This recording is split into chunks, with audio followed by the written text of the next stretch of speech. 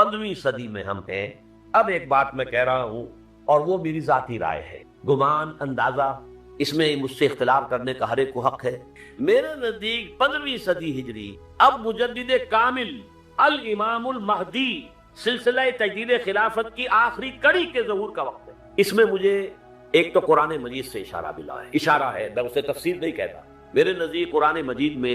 چند آیتیں سورہ مدثر کی اور چند آیتیں سورہ انشقاق کی بڑی عجیب ہے۔ سورہ مدثر کی آیات میں حضور کی آمد کا نقشہ کھینچا گیا ہے، کلا والقمر واللیل اذ ادبر والصبح اذا اسفر انہا لإحدی الکبر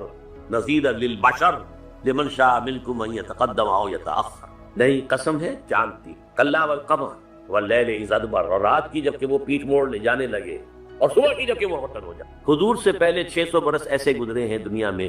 کہ نبوت کا سورج نہیں تھا، بس چاند جیسے مستعار روشنی چاند کی ہوتی ہے، تو سابقہ انبیاء کی مستعار روشنی تو کوئی دنیا میں تھی، دھندلی دھندلی جیسی چاند کی ہوتی ہے، لیکن وہ سورج نہیں تھا۔ لیکن اب وہ رات ختم ہو رہی ہے، واللیل اذ ادبر، جا رہی ہے محمد صلی اللہ علیہ وسلم کا سورج، یہ شمس نبوت و رسالت طلوع ہو گیا۔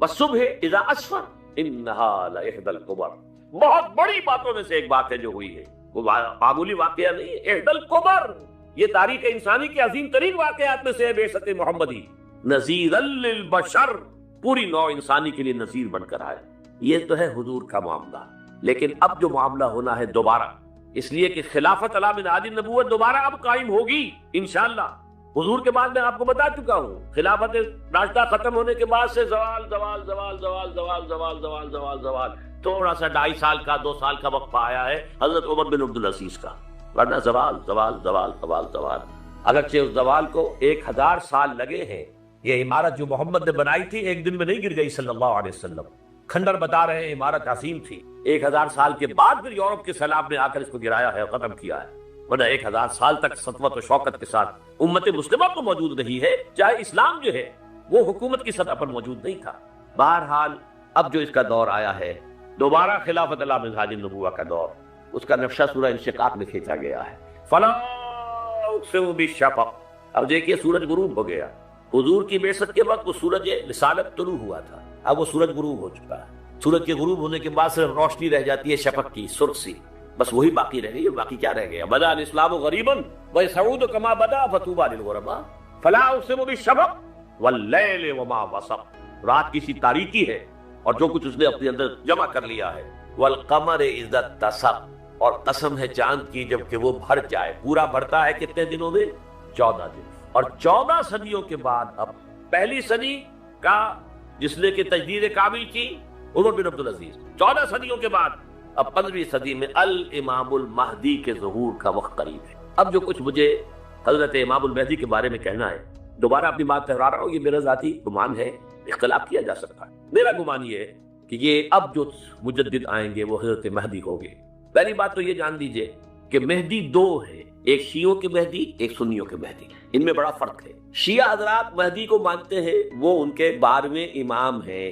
ان کے عقیدے کے مطابق انہیں پیدا ہونے کے فوراً بعد اس اندیشے سے کہ انہیں قتل کر دیا جائے گا ایک غار میں چھپا دیا گیا تھا، تقریباً 1200 برس سے وہ اس غار کے اندر ہیں، وہ روپوش ہیں، چھپے ہوئے ہیں، اسی لیے انہیں امام غائب کہا جاتا ہے، اور اب ان کا انتظار ہو رہا ہے، اس لیے انہیں امام منتظر بھی کہا جاتا ہے۔ اس لیے شیعوں کے دارالعلوم جو ہوتے ہیں دارالعلوم المنتظر، وہ اس لیے کہ ان کا انتظار کیا جا رہا ہے۔ تو یہ ہے، اب وہ کا خیال ہے کہ آخری دور میں، آخری زمانے میں وہ ظاہر ہو جائیں گے، غار سے نکل آئیں گے۔ دیکھیے میں اس عقیدے کو اس بنا پر رد نہیں کرتا کہ یہ ناممکن ہے کہ کیسے کوئی شخص جو ہے 1200 برس تک کسی غار کے اندر زندہ رہ سکتا ہے، نہیں، میں سمجھتا ہوں ممکن ہے۔ 300 برس تک اصحاب کہف رہے کہ نہیں رہے؟ سوئے رہے، 300 ایئرس ہم مانتے ہیں۔ حضرت عیسیٰ اسی حیات عرضی کے ساتھ 2000 سال سے موجود ہیں آسمان پہ کہ نہیں؟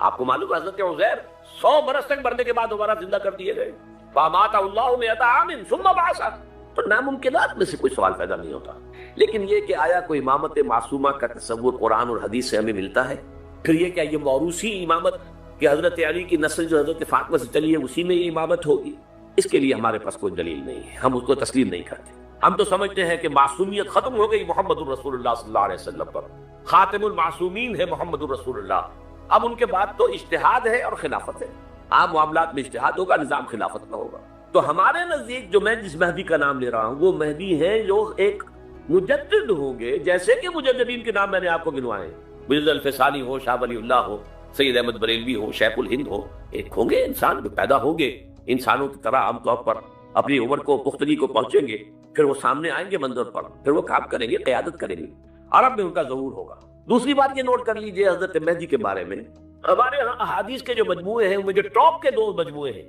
ان میں کہیں حضرت مہدی کا ذکر نہیں، نہ صحیح بخاری میں نہ صحیح مسلم، لیکن ہم اسے نظر انداز نہیں کر سکتے کہ صحائح ستہ کی بقیہ 4 کتابوں کے اندر موجود ہیں، لہذا نظر انداز نہیں کر سکتے، اگنور کرنا ممکن نہیں ہے۔ اب اس میں میں چاہتا ہوں کہ کچھ حدیثیں آپ کو میں سناؤں جن میں حضرت مہدی کا تذکرہ کیا گیا ہے۔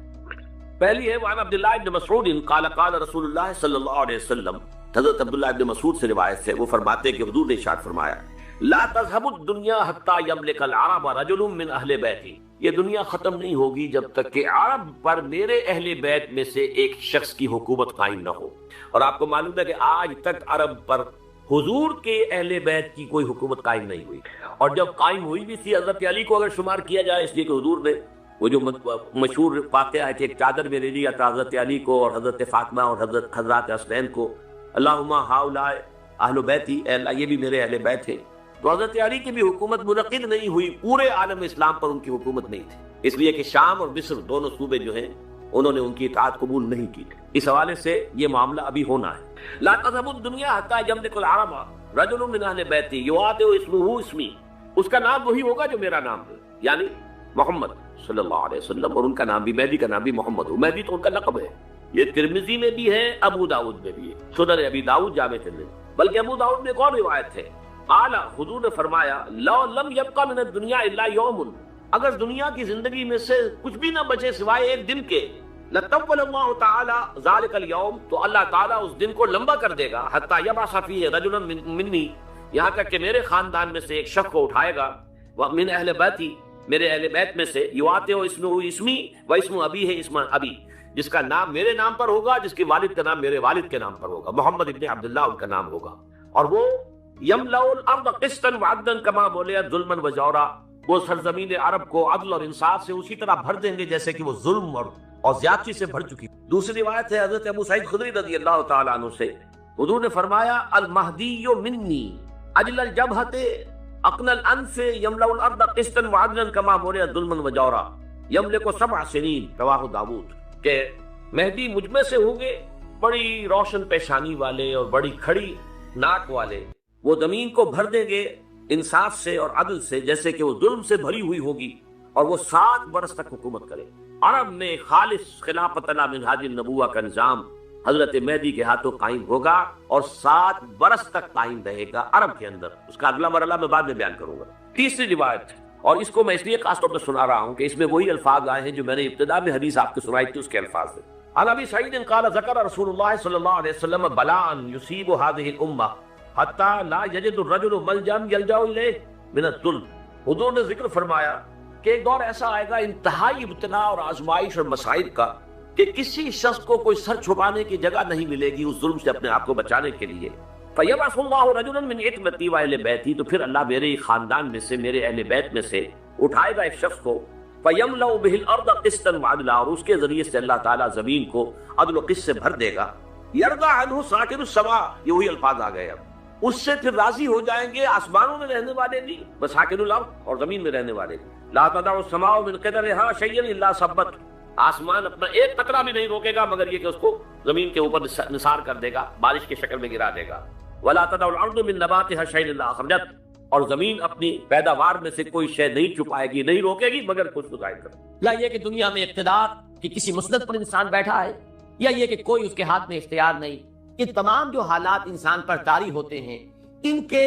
جواب میں جو طرز عمل فکری اعتبار سے اور عملاً انسان اختیار کرتا ہے اس کے 4 درجے ہیں۔ پہلا درجہ ہے انتہائی گمراہی، ضل ضلالا بعیدا، وہ کیا ہے؟ اگر عزت ہوئی، نعمتیں ملی، فلاں دیوی یا دیوتا کی نگاہ کرم ہے، اس کی کرپا سے یہ ہو گیا، اور اگر کوئی تکلیف آ گئی، مصیبت آ گئی، معلوم ہوتا ہے کہ فلاں دیوی یا دیوتا ہم سے ناراض ہو، یہ کالی دیوی کی طرف سے کوئی مصیبت آ گئی ہے، یا یہ کہ یہ لکشمی دیوی کی نگاہ کرم ہے کہ ہمیں دولت مل گئی ہے، یہ تو ہے شرک۔ شرک ہونے کے اعتبار سے یہ ہے ضل ضلالا بعیدا، انتہائی پستی۔ اس پستی سے اوپر آئیں گے تو توحید کی پہلی منزل ہے۔ عزت بھی اللہ نے، اگر کوئی تنگی آ گئی، فقر، تکلیف، کوئی ذلت، رسوائی، یہ بھی اللہ کی طرف سے۔ ایک اعتبار سے تو انسان ہدایت پر آ گیا، بڑی گہرائی تھی اس گندگی کی اور اس خباثت کی جو شرک جس کا نام ہے، اس سے انسان نکل آیا نجاست سے۔ توحید تو ہے لیکن ابھی اس میں اس کی گمراہی کا ایک ایلیمنٹ شامل ہے، اور یہ گمراہی سے جب تک آگے نہیں آئے گا، اوپر نہیں ابھرے گا، اس کا طرز عمل کیا ہوگا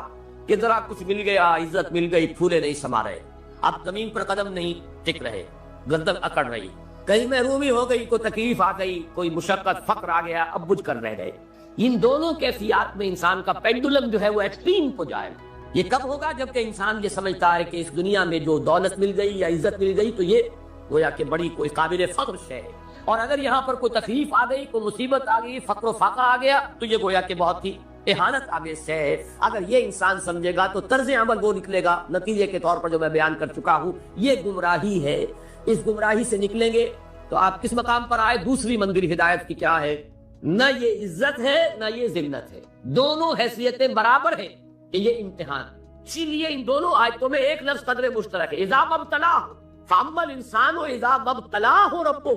فاکرمہ ونعمہ۔ یہ بھی ایک ابتلا ہے، آزما رہا ہے اللہ، کبھی وہ دیکھ کر آزماتا ہے، کبھی چھین کر آزماتا ہے، کبھی فقر و فاقہ سے آزماتا ہے، کبھی وہ کثرت دولت اور کثرت مال سے آزماتا ہے، کبھی وہ صحت دے کر آزماتا ہے کہ یہ قوت اور توانائی اور صحت جو میں نے دی ہے یہ اس میں کیا کرتا ہے، کبھی وہ مرض کے ذریعے سے آزماتا ہے کہ صبر کرتا ہے کہ نہیں کرتا۔ ہمارے لیے شکوہ اور شکایت تو اس کی زبان پر نہیں آ جاتی، نالا و سیول تو نہیں آ جاتا، تکلیف جھیلتا کہ نہیں جھیلتا، اس میں تحمل ہے کہ نہیں ہے، تو صبر کرتا ہے یا شکر کرتا ہے۔ یہ دونوں کیفیات در حقیقت اس اعتبار سے مساوی ہے، یہ بھی امتحان، یہ بھی امتحان۔ یہ حقیقت جب سامنے ہوگی اب وہ پینڈولم جو ہے وہ بہت کم ہو جائے، یعنی انسان میں طبعی طور پر تو ایک اثر ہوتا ہے غیر اختیاری، کسی چیونٹی نے کاٹا آپ کے پاؤں پر، آپ اپنا پاؤں ہٹا لیں گے، اس میں کوئی ارادہ نہیں، یہ ریفلیکس ایکشن ہے، غیر اختیاری فیل۔ اس حد تک تو انسان ضرور متاثر ہوتا ہے، اس سے تو کوئی انسان جو ہے وہ بلند تر نہیں ہو سکتا۔ حضرت ابراہیم رضی اللہ تعالیٰ عنہ، حضور کے وہ نومولود فرزند، انتقال جب ہو رہا تھا آپ کی آنکھوں میں آنسو آ گئے۔ اب یہ طبعی اثر ہے، ایک فعل ہے، انفعالی کیفیت ہے جو بالکل طبعی ہے، لیکن یہ نہیں کہ اس کی وجہ سے انسان کی زبان پر کوئی شکوہ آ جائے، کوئی شکایت آ جائے، یہ نہیں ہوگا، یہ ایمان کے منافی ہے۔ اسی طریقے سے اگر کوئی خوشی ہوئی ہے تو چہرے کے اوپر ایک نکھار آ جائے گا، تبسم آ جائے گا، اس سے ظاہر کہ اس حد تک تو یوں سمجھیے کہ انسان کا طبعی تقاضا ہے۔ اس سے زیادہ یہ پینڈولم اگر سوئنگ کر رہا ہے تو گویا کہ اس حقیقت سے انسان محجوب ہے کہ یہ بھی امتحان ہے، یہ بھی امتحان، جو ہم سورہ حدید میں پڑھ چکے ہیں، ما اصاب من مصیبت فی الارض ولا فی انفسکم الا فی کتاب من قبل ان نبراها ان ذلک علی اللہ یسیر لکی لا تعصوا علی ما فاتکم ولا تفرحوا بما آتاکم۔ اللہ تمہیں کچھ دے تو اتراؤ مت، اللہ تم سے کچھ چھین لے تو اس کے اوپر افسوس مت کرو۔ یہ نتیجہ ایمان کا نکلنا چاہیے۔ اگر تمہیں ایمان ہے اللہ پر، اگر تمہیں یقین ہے کہ جو کچھ ہوا ہے اللہ کے اذن کے بغیر نہیں ہوا، اگر تمہیں یقین ہے کہ اللہ نے جو میرے لیے طے کیا ہے اس میں میرے لیے خیر ہی ہے، چاہے فی الحال فی الوقت فوری طور پر مجھے ناگوار محسوس ہو رہی ہے بات، لیکن یقیناً میرے لیے اس میں خیر ہے میرے رب کی طرف سے، کہ ہر کے ساتھ یہ ہمارے عین الطاف است۔ ہم تو شارٹ سائٹڈ ہیں، ہم دیکھ نہیں سکتے کسی شے کو، ہم اس کے ظاہر کو دیکھ کر گھبرا اٹھتے ہیں کہ یہ تو تکلیف آ گئی، کیا پتا اسی کے پردے میں اللہ کی رحمت آ رہی ہے۔ میں نے وہ رئیس امروہوی کے اشعار آپ کو کئی دفعہ سنائے ہیں، وہ وقت آیا کہ ہم کو قدرت ہماری سعی و عمل کا پھل دے، بتا رہی ہے یہ ظلمت شب کہ صبح نزدیک آ رہی ہے، ابھی ہے کچھ امتحان باقی، فلاکتوں کے نشان باقی، قدم نہ پیچھے ہٹے کہ قسمت ابھی ہمیں آزما رہی۔ رئیس اہل نظر سے کہہ دو کہ آزمائش سے دل نہ ہارے، جسے سمجھتے ہو آزمائش وہی تو بگڑی بنا رہی، اسی آزمائش سے تو بگڑی بنے گی، اسی سے تو تمہارا خیر جو ہے اجاگر ہوگا، سامنے آئے گا، پتہ چلے گا who's who, what is what۔ ابو بکر میں کتنا یقین اور ایمان تھا، یہ کیسے معلوم ہوگا؟ کیسے معلوم ہوگا کہ بلال میں کتنا سہار، کتنا تحمل تھا، کتنا صبر تھا، اگر وہ مصیبت ان پر نہ آتی کہ جو امیہ ابن خلف کے ہاتھوں ان پر قیامت اٹھ رہی تھی۔ تو یہ ساری چیزیں جو ہے ما اصاب من مصیبت فی الارض ولا فی انفسکم الا فی کتاب من قبل ان نبرأ ان ذلک علی اللہ یسیر لکی لا تعصوا علی ما فاتکم ولا تفرحوا بما آتاکم واللہ لا یحب کل مختال فخور۔ اگر اس حقیقت سے محجوب ہو جاؤ گے تو پھر اختیال اور فخر اور گھمنڈ پیدا ہو جائے گا تمہارے اندر، یا دوسری طرف مایوسی، کمر ہمت ٹوٹ کر رہ جائے، خودکشی کرنے کو انسان آمادہ ہو جاتا ہے، ذرا کوئی ناکامی دنیا میں آ گئی، کوئی تکلیف آ گئی۔ یہ ہے در حقیقت تیسری منزل، ہدایت کی دوسری سیڑھی۔ پہلا کیا تھا؟ لحاظ ضل ضلالا بعیدا، کوئی خیر مل گیا تو کسی دیوی کی نگاہ کرم، کوئی تکلیف آ گئی تو کسی دیوتا کی ناراضگی، یہ تو ہے ضل ضلالا بعیدا۔ اس سے اوپر آئے، یہ پہلی سیڑھی ہدایت کی ہے، عزت ہے تو اللہ کی طرف سے، اور اگر کوئی ذلت ہے، تنگی ہے تو اللہ کی طرف، یہ ہدایت کا آغاز ہو گیا، یہ توحید کی بنیادی منزل۔ اس سے اگلی منزل، یہاں کی ذلت ذلت نہیں، یہاں کی عزت عزت نہیں۔ ذالک یوم التغابن، ہار اور جیت کے فیصلے کا دن تو قیامت کا دن ہے۔ وہاں معلوم ہوگا جس کو اس وقت عزت ملی وہ عزت والا ہے، جو اس وقت ذلیل ہو گیا وہ ذلت والا ہے۔ یہ تو امتحان ہے، دار الامتحان ہے، خلق الموت والحیات لیبلوکم ایکم احسن عملا، تو دار الامتحان ہے، امتحان ہونے کے ناطے دونوں برابر ہیں۔ اس سے اوپر ہے ایک چوتھی منزل، ہدایت کی تیسری منزل، وہ کیا ہے؟ عام طور پر انسان یہ سمجھتا ہے کہ یہ جو آزمائش ہے تنگی کی اور فقر و فاقہ کی، یہ سختر آزمائش ہے، اور نعمتوں کی بارش ہو تو یہ آسان آزمائش۔ یہ بھی ابھی گمراہی کا